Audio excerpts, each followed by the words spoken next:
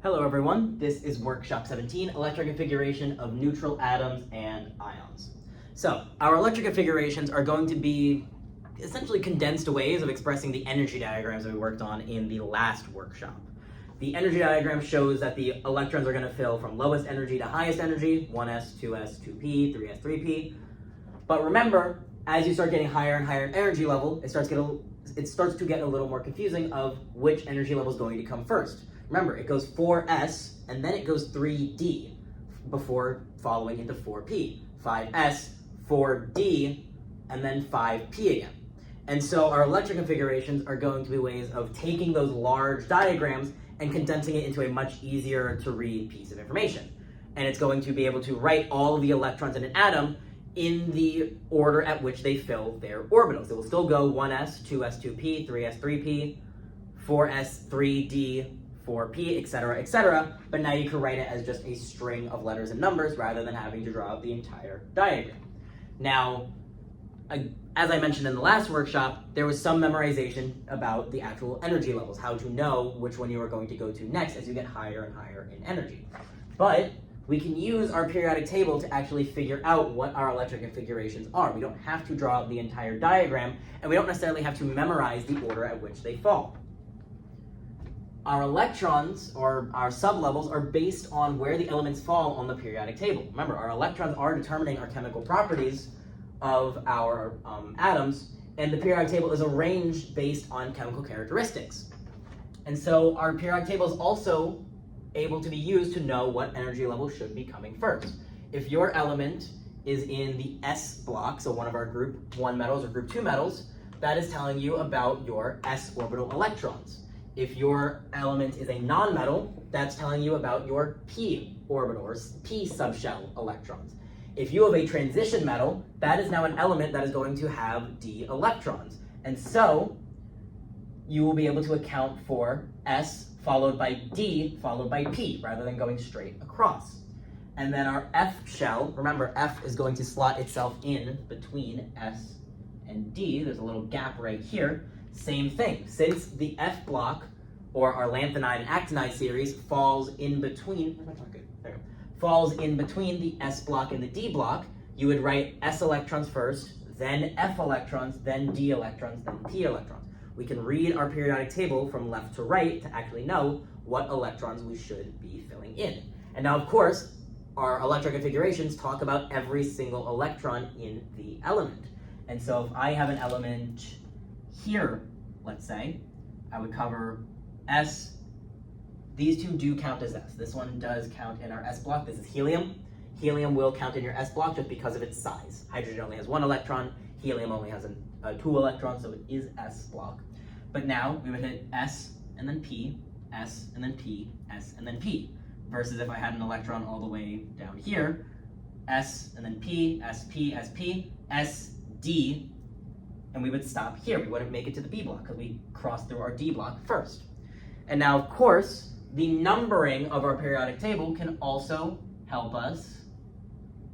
It's going to be fun trying to draw this. Oh, I actually did line it up pretty well, which is nice.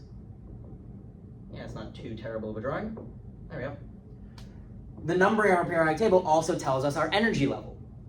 Depending on whatever row you're in, that is going to be the highest energy level that you can reach. If I have a transition metal in the 4th row, that means I'm going to cover my 1s, 2s, 2p, 3s, 3p, 4s, and now the D block is always n minus 1, so I would cover 3d. How do the rest of these work? It'd be 5, and then I believe the 6th row, the 6th row of the periodic table, so I drew the periodic table a little too big here, but that's fine. In the 6th row, let's say I have an element in my F block, I would cover 1s, 2s, 2p, 3s, 3p, 4s, 3d, 4p, 5s, 4d, 5p, 6s, the 6th row is where the F block starts, so it'll be 6f. The F block is n minus 2 always. There's even more of that overlap in energy.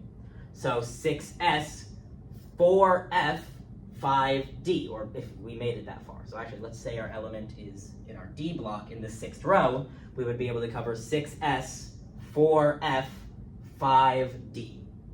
And so we can read our periodic table left to right to know how to write our electron configurations. We identify where the element falls on the periodic table and read it from left to right, taking into account what blocks we are crossing every time we go from left to right until we eventually hit our atom of interest. And so honestly, the best way to visualize this, I feel, is to just work on examples. And so let's jump right into these practice problems. For question 1, we have 8 neutral compounds to work with that we are going to write our electron configuration for. So remember, looking at the periodic table, we want to first identify where that element is. And so with carbon, carbon is in the second row, and it is part of our p block. So we know that we should be ending this at 2p. And so, going from left to right across our rows, what elements are we going to cover, or how many electrons are we going to fill in? So we get past row 1, so our 1s orbital ends up being completely filled. We move past those first 2 elements. Now we get into row 2. We are past those first 2 elements, so our 2s is filled, 2s2, and now 2p, we count how far into the p block carbon is. 1, 2. It is 2 elements into the p block, so that's going to account for 2 electrons. 1s2, 2s2, 2p2. Now for iron. Iron is in the d block, and it's in the 4th row. Remember, for our d block, it's always n-1, so our last term should be 3d. And so let's cover all the elements now that we're going to pass. We move past our first row of energy, so 1s2 gets completely filled. We move past the second row, so we fill in our second row as well, 2s2, 2p6. And we move past our third row, so our third row is completely filled in, 3s2, 3p6. We have covered all of these electrons as we are moving towards our iron. Now in the 4th row, we are past the s block, so 4s is completely filled, 4s2. And now in the d block, iron is element 1, 2, 3, 4, 5, 6. And so 3d, since we're in the d block, 6. This would be iron's full electron configuration. On to potassium. Potassium is also in the 4th row. So again, our first row of orbitals is filled, 1s2. Our second row is completely filled, 2p2, 2s2, 2p6, and our third row gets filled. So also 3s2, 3p6. Now potassium is the first element in the s block, so 4s, and we're only going to have 4s1. First element in the block, and so it is just 1 electron that is in our 4s orbital. Chromium is in the 4th row, so same as iron and potassium. We fill in our first row, 1s2. Our second row, 2s2, 2p6. And we move past our third row, 3s2, 3p6. We are past 4s, and so 4s gets completely filled as well, 4s2. And now chromium is element 1, 2, 3, 4. And so you would expect the electron configuration to be 4s2, 3d4. Chromium, however, is one of our exceptions. There are a few exceptions that you will have to know for these electron configurations. While yes, this would follow the normal rules, if you add 1 more electron to our 3d block here, you would have 5 electrons. And remember, there's 5 orbitals in the d block, and so that would fill every single orbital with a single electron. Even though this is how we would follow our rules, it is way more stable for the element to have 5 electrons singly filling the d block. And so even though this would break Aufbau's rule, chromium is instead going to be 4s1, 3d5. This is an exception that you have to memorize. So now on to iodine. Iodine is all the way down in row 5. And so we're going to be filling in a lot of these blocks. We move past the 1s, so that gets completely filled. We move past 2s and 2p, so those are completely filled. 2s2, 2p6. We are past our third row, so those also get filled. 3s2, 3p6. And we are past our 4th row. So everything here, our s block, our d block, and our p block are going to be completely filled. 4s2, 3d, there's 10 elements in our d block, so 3d10. and then circle back around to 4. The S block and the P block always, I should be closer for this, the S block and the P block always match the energy level of the row. It is only the D block that drops down. So we're moving past row 4, so 4p6 is also completely filled. Now that we're in our 5th row, it's the same numbering. We move past 5s, so that is completely filled. 5s2. We move completely past our D block here, so that is 4d10. And now in the P block, 5p, iodine is element 1, 2, 3, 4, 5. So P5. This would be our electron configuration for iodine. Going on to copper, also in the 4th row, just like chromium, potassium, and iron were. And so our first orbital is filled, 1s2, and then our second row is filled, 2s2, 2p6. Our third row is filled, 3s2, 3p6. We are past 4s, and so 4s gets completely filled, 4s2. And now again, pay attention to what's happening in our D block. It is the 9th element in this row, and so it is 3d10. This is another exception we have to memorize, just like how copper is 4s1, 3d5, because 5 singly filled orbitals is more stable. If you move one of the electrons into D here and have 4s1, 3d10, you have a fully filled D orbital. It is more stable for the 3d orbital to be filled and 4s to be missing an electron rather than 4s to be filled and 3d9 to only have 9 electrons in that D orbital. And so copper and chromium are 2 exceptions that you have to memorize for this. Looking at osmium, osmium is somewhere, hold on. Osmium is in the 6th row of the periodic table. So everything before that is going to be completely filled. Our 1s is filled, 1s2. Our second row is filled, 2s2, 2p6. Our third row is filled, 3s2, 3p6. And now our 4th row is filled, 4s2. We go past our D block, so 3d10. And then we go back into our P block, so back to our high energy level, 4p6. Same thing for the 5th row. We're moving past 5s, so 5s2, it's completely filled. We're in our D block, it drops 1 energy level, 4d10. And then we go back into our P block, so we go back up to 5p6. Now, osmium is in the D block in the 6th row, and remember, the lanthanide and actinide series falls between the S block and the D block. So it's going to go S, then F, then D. So 6s2, we move past the S block. Now we are covering the entirety of our F block, and that is N minus 2, so 4F. And there are 14 elements in the F block, so 14 electrons. And then the last one, it is element 1, 2, 3, 4, 5, 6 in our D block, so 5d6. Be a little bit careful when looking at your periodic table. Some of them might be like the one I have here. It's going to show the F block, your lanthanide and actinide series, having 15 elements. That gap here is accounting for our lanthanide and actinide itself.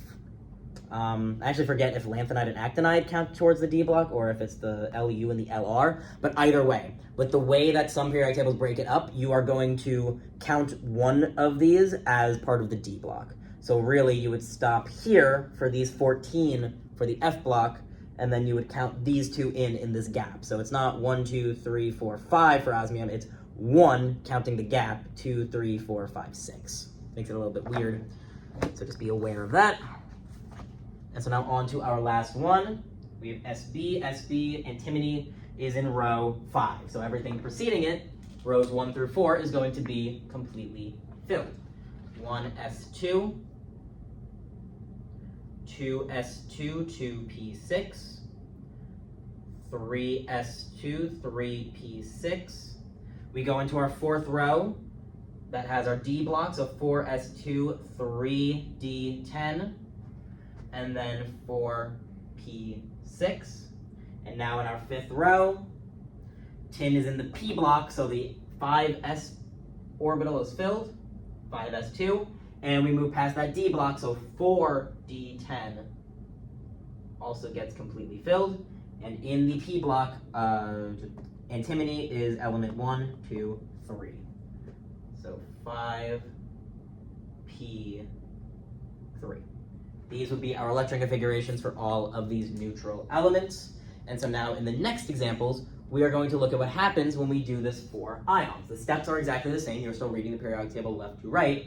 But remember what being an ion means. You're either gaining electrons or losing electrons. That's how you're able to gain or lose charge without actually changing the identity of the element. So we just have to take into account, what am I gaining or what am I losing? So now we have 8 ions that we're working with. Again, we have to be aware for our ions, just which electrons am I adding or which ones am I removing.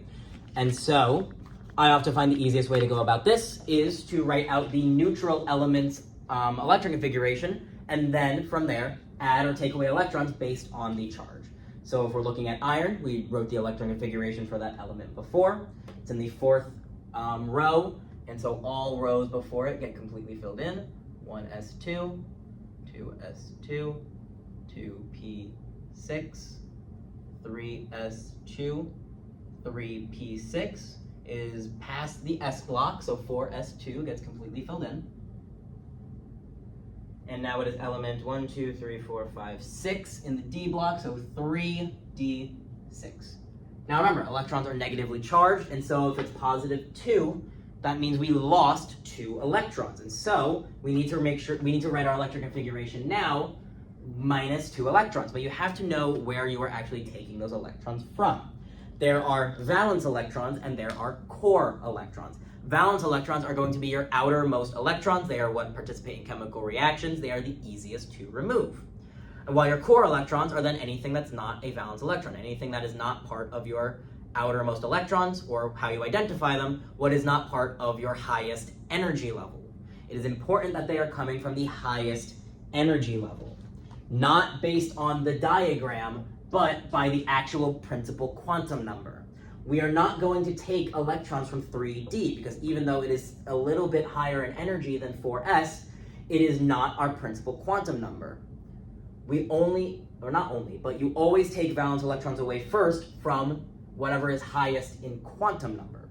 And so these 2 s electrons are going to be easier to remove, even if they are technically a little bit lower in energy than our 3d electrons, because they are the furthest away from the actual nucleus itself. Slightly lower in energy, but the principal number, remember, is energy and size. The size being how far away from our nucleus are we. And so for these 2 electrons are the furthest away, they are going to be easiest to remove. And so if we have a +2 ion, these 2 are going to be removed first. And so there's 2 ways we can write this configuration. Either like this, 1s2, 2s2, 2p6, 3s2, 3p6, 4s0, 3d6, or 1s2, 2s2, 2p6, 3s2, 3p6, and then just omit the 4s entirely. Skip straight to 3d6. Both of these are acceptable configurations. Both of these are probably going to be shown on your homework and in the exam. And so you should be comfortable with writing either of them. Since I am going from neutral configuration to then new configuration, I will likely be writing it like this from here on out, but both exist. You know what? I'll write both of them. I'll write both for each ion. So, iron 3+ now, it's the same element, so we know what the neutral configuration is. 1s2, 2s2, 2p6, 3s2, 3p6, 4s2, 3d6. But now, it's a +3 ion, and so we are going to be losing 3 electrons. Sorry, this is going to annoy me. How crooked it became. There we go. 4s2, 3d6. That should be better. Yeah. So we are going to lose 3 electrons now. Again, our outermost electrons, our valence electrons, have to be lost first, so this zeroes out. Now that we are out of s electrons, we still need to lose 1 more, and so now we go to our next highest energy level. 3 is our next principal quantum number, and so now we can go into our 3d orbital and take away that last electron. 1s2, 2s2, 2p6, 3s2, 3p6, and now we just omit that 4s entirely, so 3d5. Both are acceptable electron configurations. So now on to our chlorine ion. So the neutral configuration of chlorine, oh, that's also crooked. Sorry. Chlorine is in the third row, so rows 1 and 2 are going to be completely filled.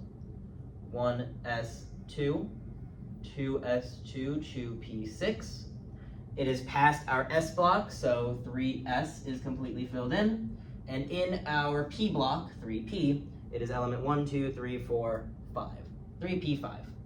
Minus, we're adding a negative charge, so that means we're adding an electron, and that also goes into our valence electrons. Wherever there's space, really, wherever there's the most space, even if that means sometimes adding an orbital to actually make space for that electron. 3p5, the maximum number of electrons our p orbital can have is 6, and so this can raise up to 3p6.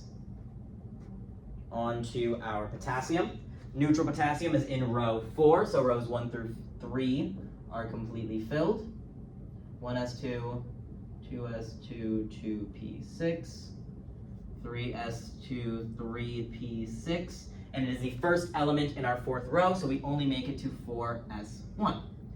Positive 1, we are taking away an electron, and so 4s0, or just 1s2, 2s2, 2p6, 3s2, 3p6.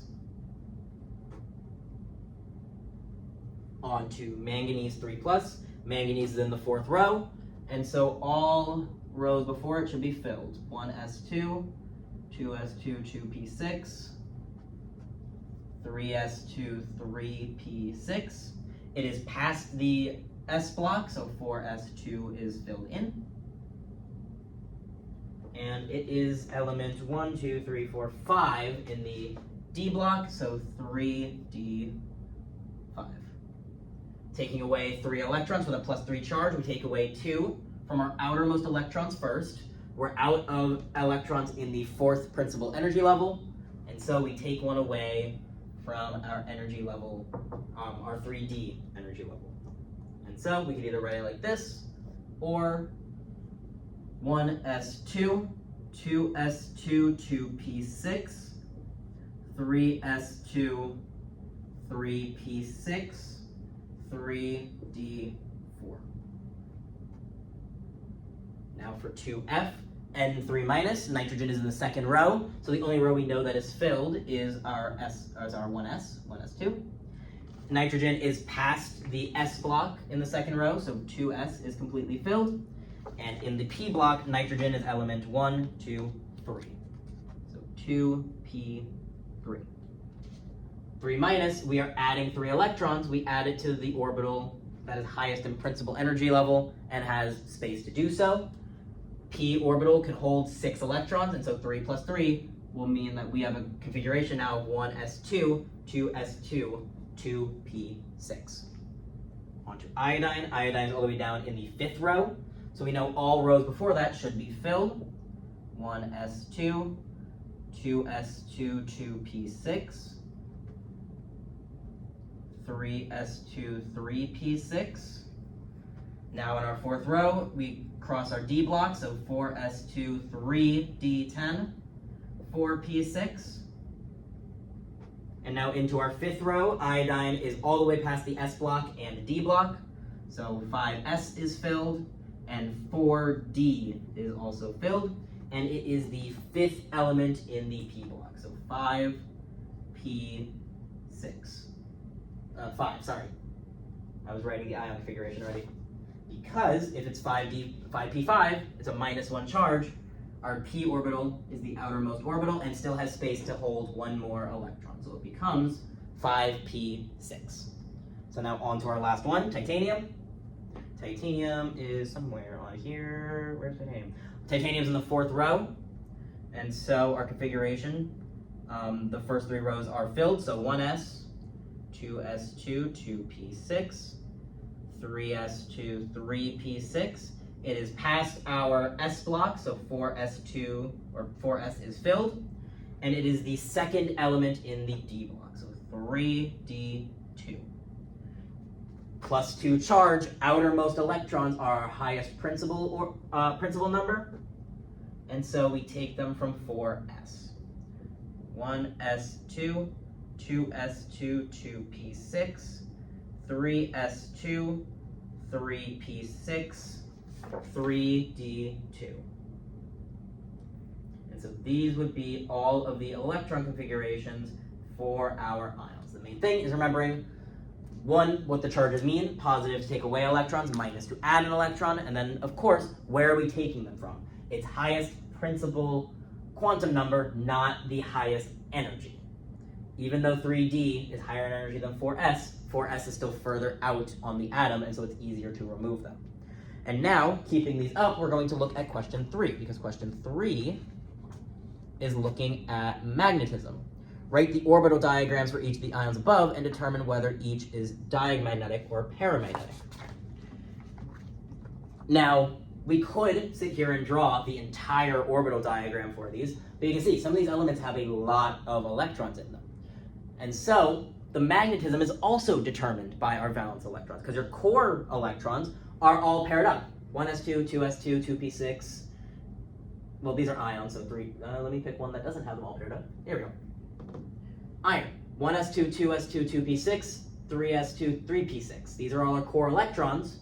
Those are all paired because they are completely filled. Your core electrons are all completely filled. It is just the 3d5 that is now unpaired, our leftover valence electrons. Or really, when it's iron by itself, it's those 4s2 electrons that you're looking at first. But either way, we only need to draw the orbital diagram of our outermost electrons to see if these are magnetic or not, because we know all of our core electrons are going to be completely paired up. Otherwise, they wouldn't be core electrons. We wouldn't be able to move on past those orbitals and get valence electrons without filling our core electrons first. So looking at iron, give me this. Since we removed our 4s electrons, our valence electrons here are now going to be our 3 electrons, our electrons in our third quantum level, specifically 3d6. 3s2 is filled, 3p6 we know is filled, so it's only 3d that is not completely filled. 1, 2, 3, 4, 5, 6. We have 4 unpaired electrons. Anytime you have unpaired electrons, that determines your magnetism. Unpaired electrons, because their spins are not canceling out with another electron, that produces magnetism. And so as long as you have unpaired electrons, you're going to be paramagnetic. Same thing for iron here. Our outermost electron orbital now is our 3d. And we have 5 unpaired electrons. We have 5 electrons in 3d. Following Hund's rule, all 5 of them end up unpaired. And so iron 3+ is also paramagnetic.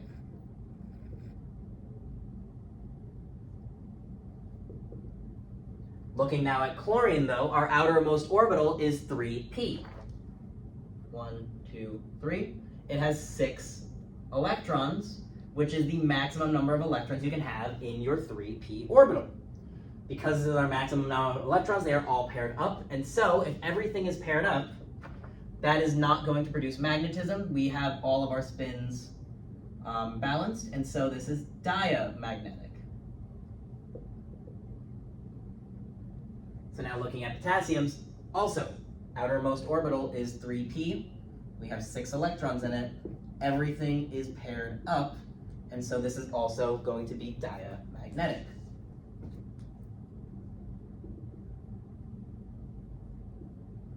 And this doesn't only apply to ions. You could do the same logic with your neutral atoms as well, to tell if a neutral element should be magnetic or not.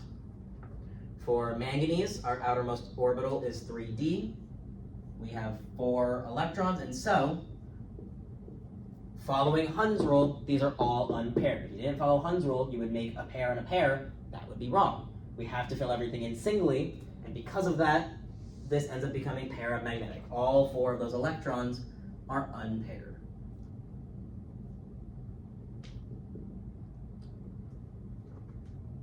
Two p6, as we've said, this p orbital can hold 6 electrons, and so our p orbital is completely filled. Nitrogen 3- is diamagnetic. If you don't want to draw the orbitals every time, you don't necessarily have to, because you should be identifying a pattern by now. When the orbital is completely filled in, if we have the max number of electrons that we can have there, it's going to be diamagnetic because everything is paired up. The only way to be diamagnetic is to have everything paired up, or to have the orbital completely empty in the first place. So now looking at iodine, our outermost electrons are our 4d10, and like I just said, we have the maximum number of electrons. We have all 10. I drew these kind of crumbly, but we have all 10 electrons in that 4d orbital. So this is also diamagnetic.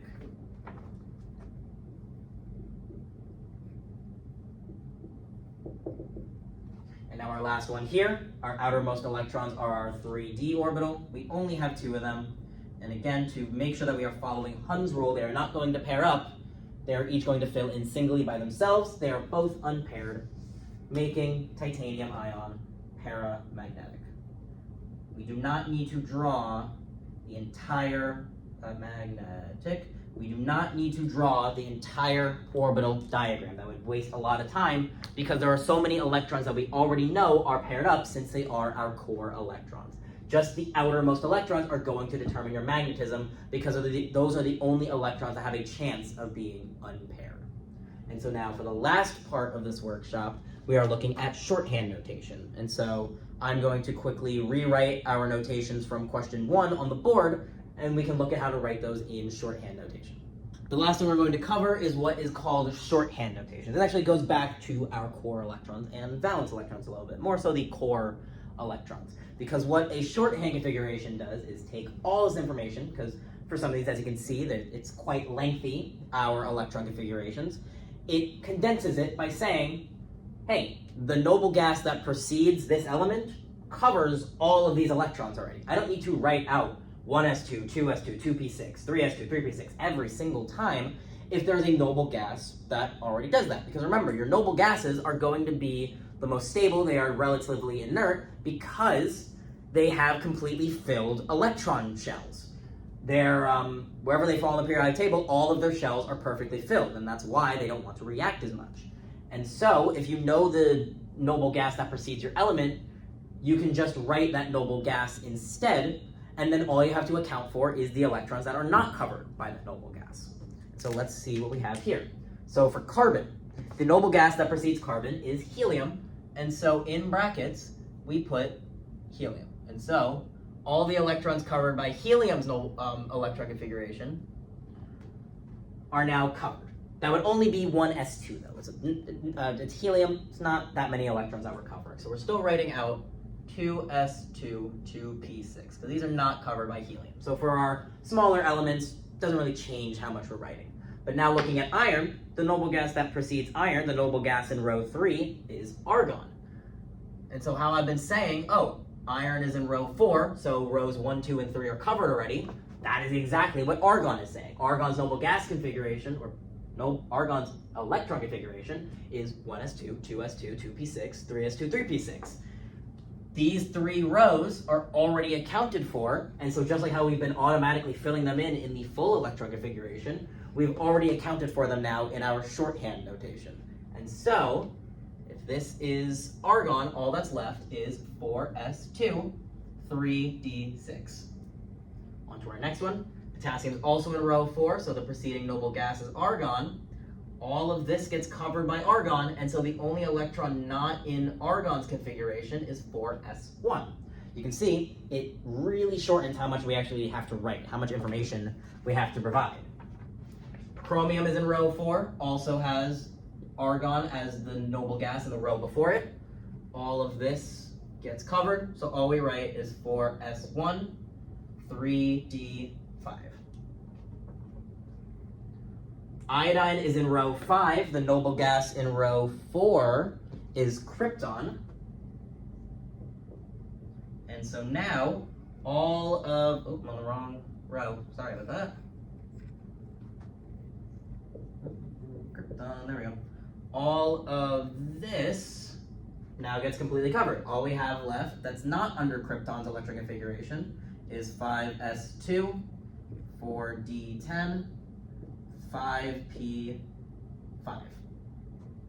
That's a lot less that we have to write now for iodine. Copper is in row 4, the noble gas in row 3 is argon, and so all we have to account for is 4s1, 3d10.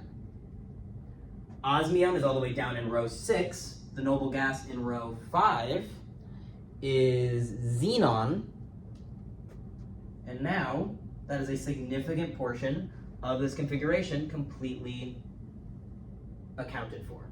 This is all completely filled in, and so the only electrons we worry about are 6s2,